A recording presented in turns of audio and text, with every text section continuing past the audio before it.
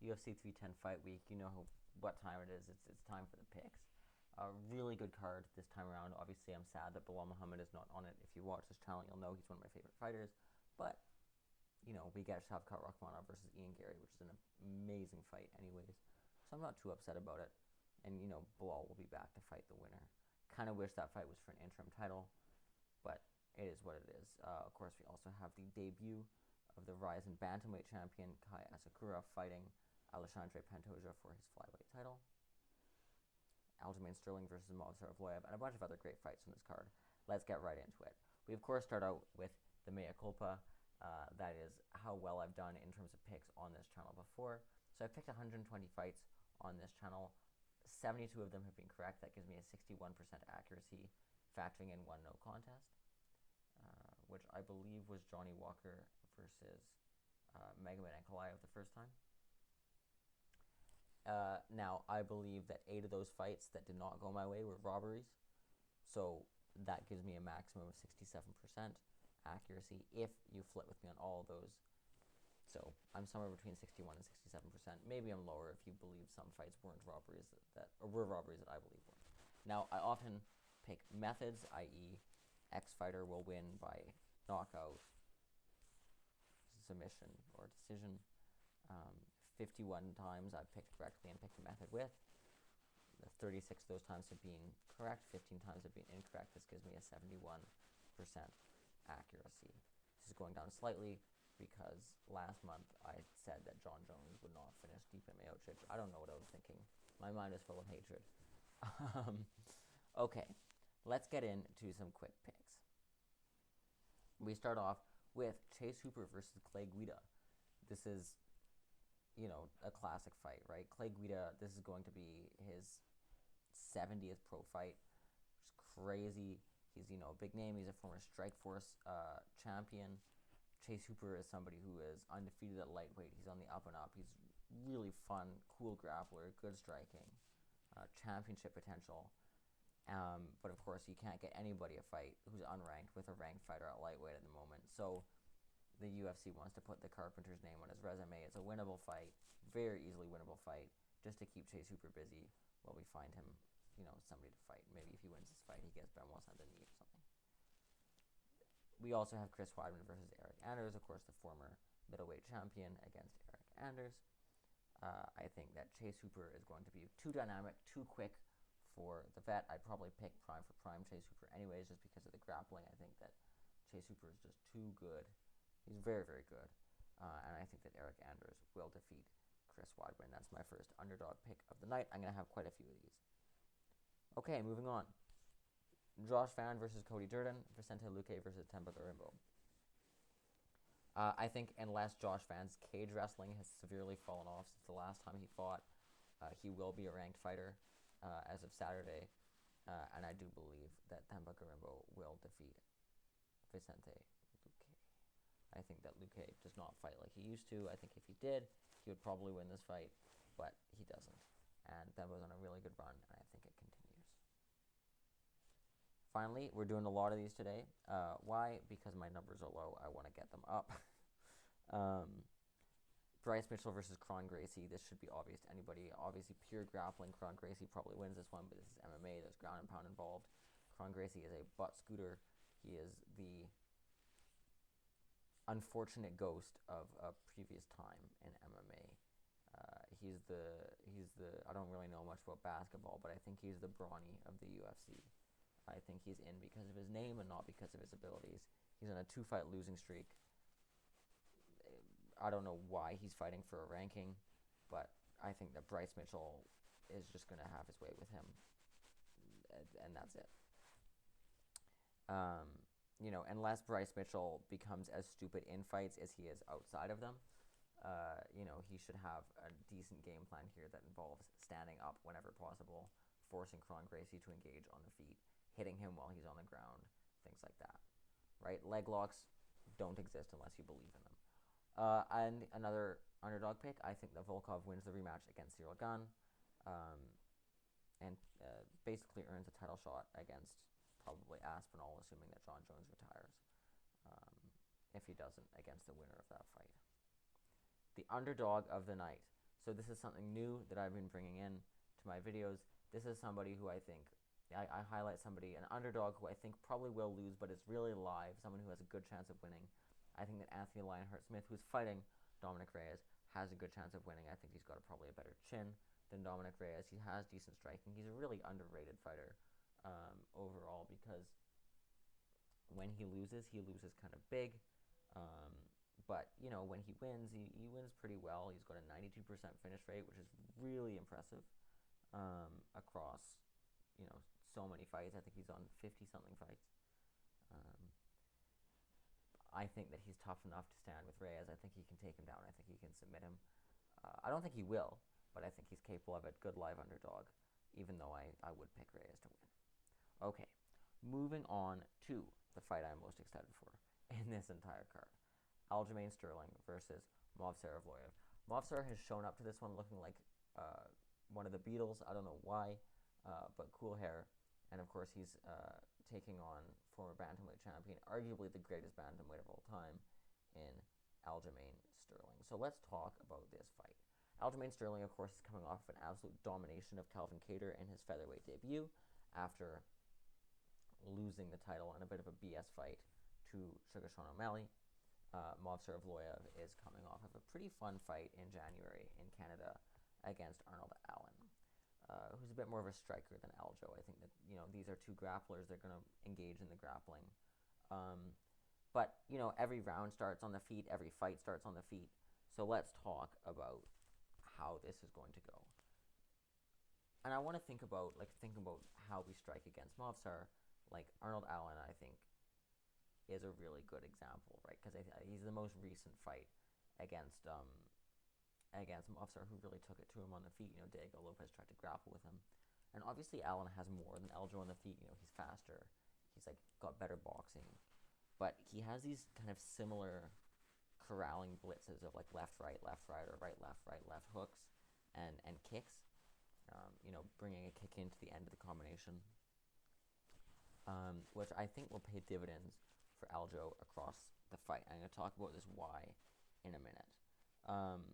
I think that also specifically with Movsar Evloev, he's shown a vulnerability to the knees from Allen, from Diego Lopez, and Aljo is so good in the clinch, especially with those knees. Again, I'm going to talk about that later.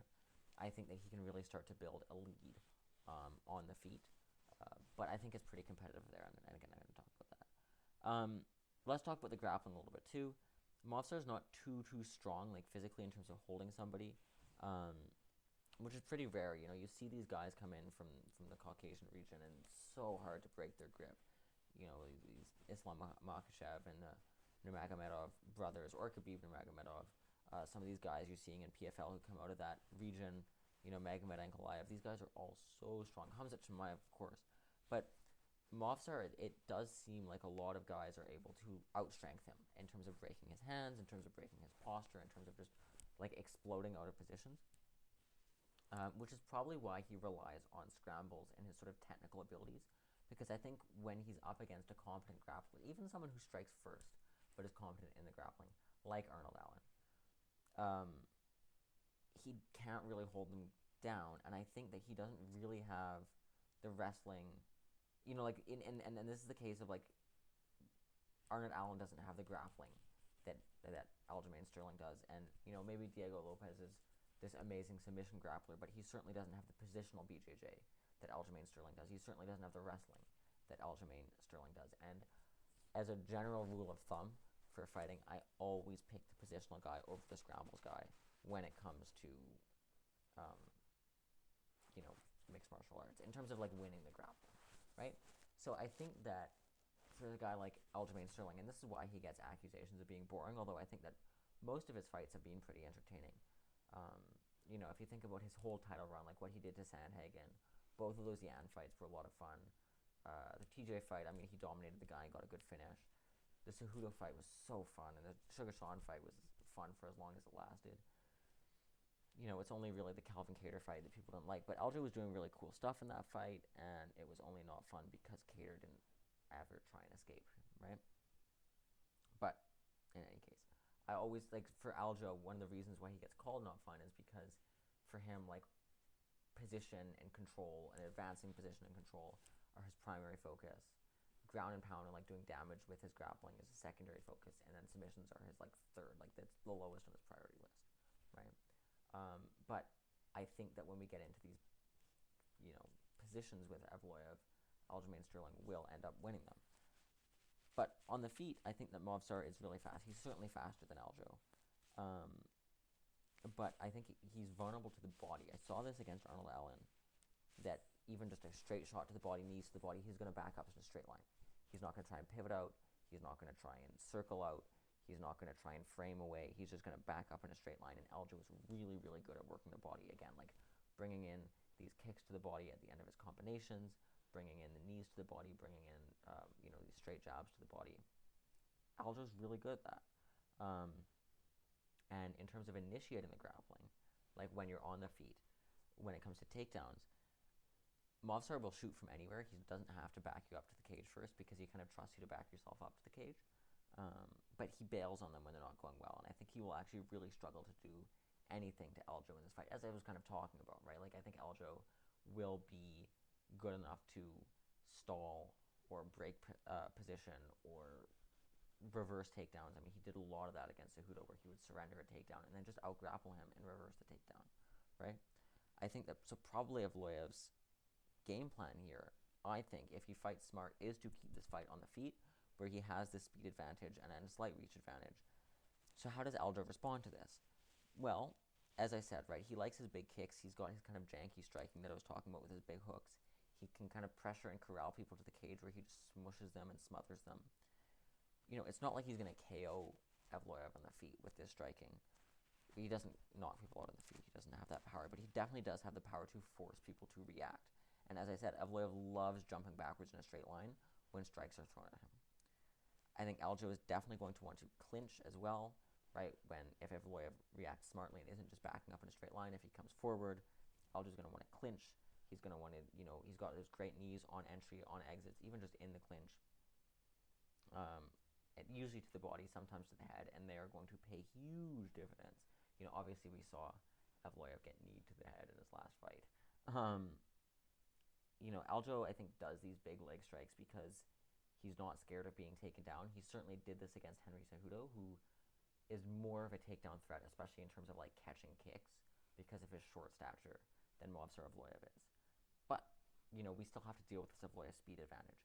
It definitely does. It will go away over time, though, right? Like Aljo definitely wants to clinch in this fight. That's 100% going to be part of his game plan, because you fill Evloev's arms with blood, you tire him out, his speed goes down. He definitely wants to work the body as well for the same reason. And even just by default, fights that he's winning or losing, Aljo gets better as the fight goes on, and Evloev fights that he's winning or losing, he gets worse as the fight goes on, right? And because Aljo's got this strength advantage, he can force these scrambles out of Evloev and then win the position anyways. He wins the exchange in the end. Even if he loses a few, he's going to win overall. I don't think that either guy is really a huge ground and pound threat or submission threat, but I trust Aljamain Sterling to win position and win this fight by a decision. He will get accused of being boring because he's going to win by decision off of control time, but I guarantee you this is going to be a fun fight. So I'm pretty confident that Aljamain Sterling wins this one by decision. Okay, up the card. Shavkat Rakhmonov versus Ian Machado Garry. Very intriguing matchup. I kind of did wish that this fight took place before either of them fought for the title, so I'm glad that it is now. Even though I was excited to see Belal versus Shavkat, that's also a great fight. I would have preferred to see him fight Usman, honestly.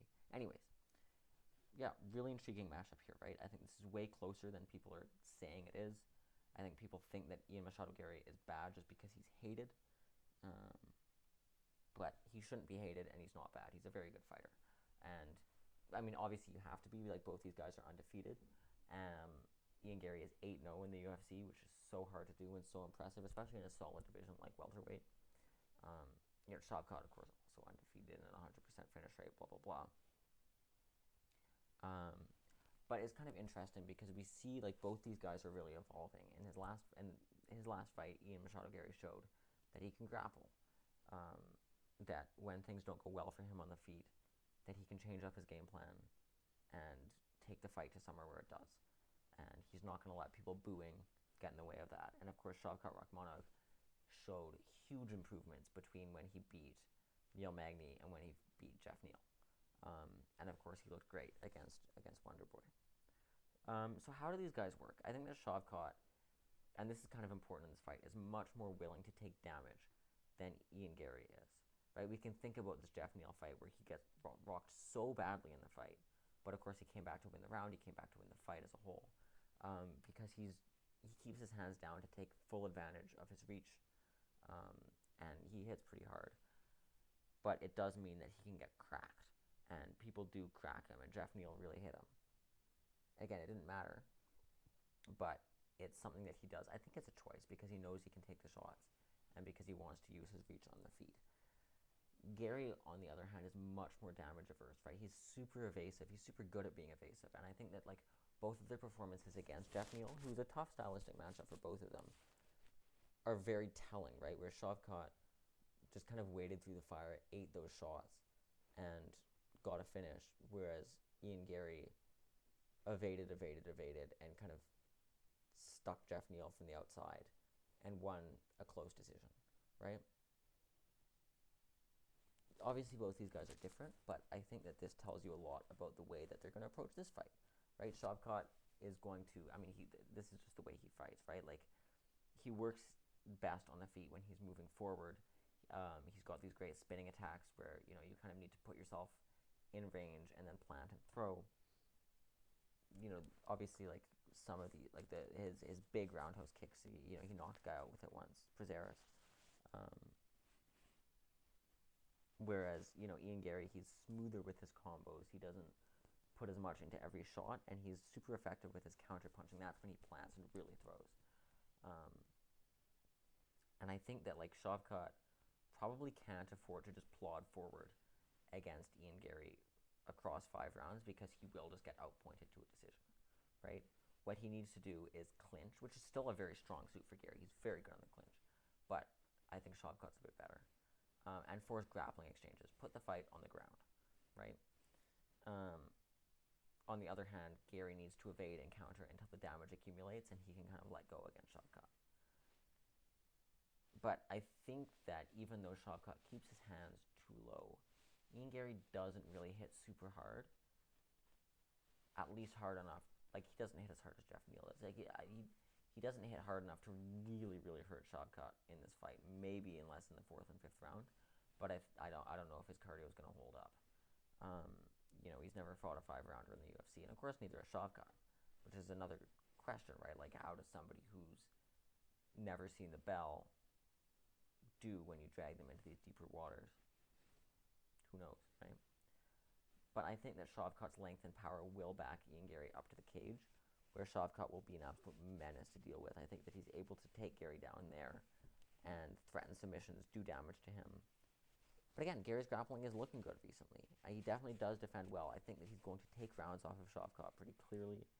There's a huge step up in competition for Shavkat, but low-key, like, not one for Garry. I think that MVP was a really, really tough fight for anybody in the division, but especially somebody like Ian Garry. And I like that Garry showed an ability to adapt. Shavkat Rakhmonov has not shown that, right?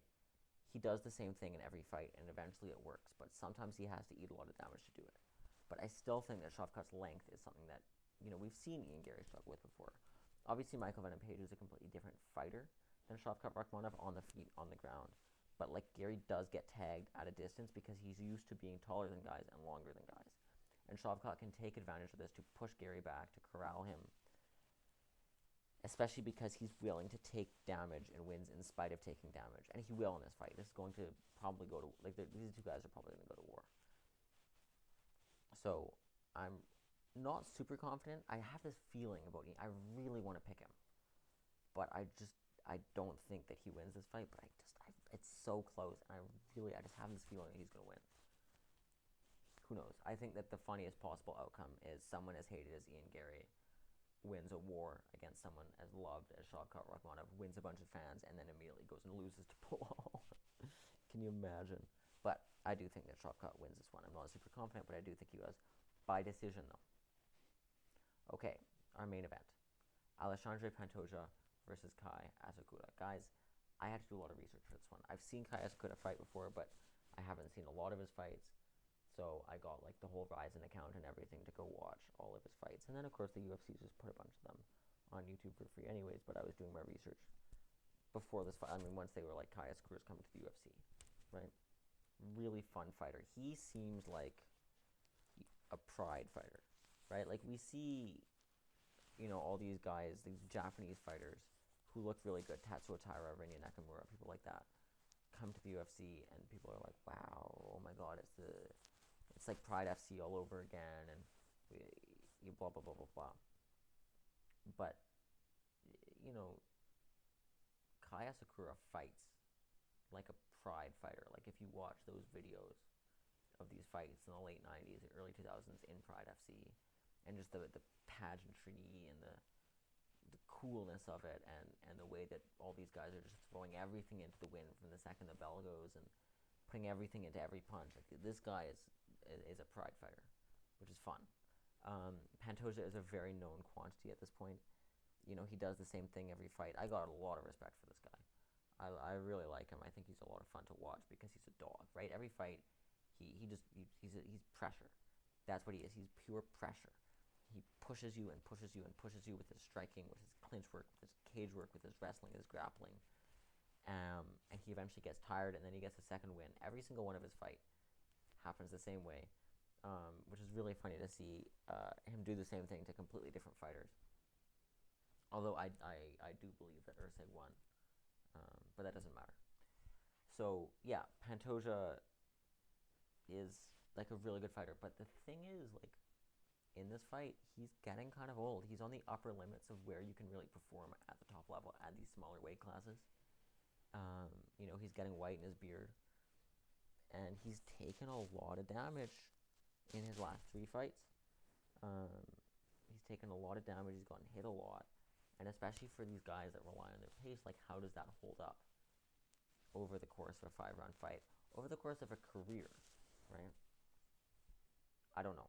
And the other interesting thing about this is that Kai Asakura is going to be so much bigger than Pantoja. He's a 135er coming down to 125. Obviously, he's got the frame to do it. He used to fight at 125. He went up to 135. He did great, 2-time rising champion there. Wins over guys like Manel Kape, like Kyoji Horiguchi. But now he's back down at 125 with the size, right? Assuming he can make the cut.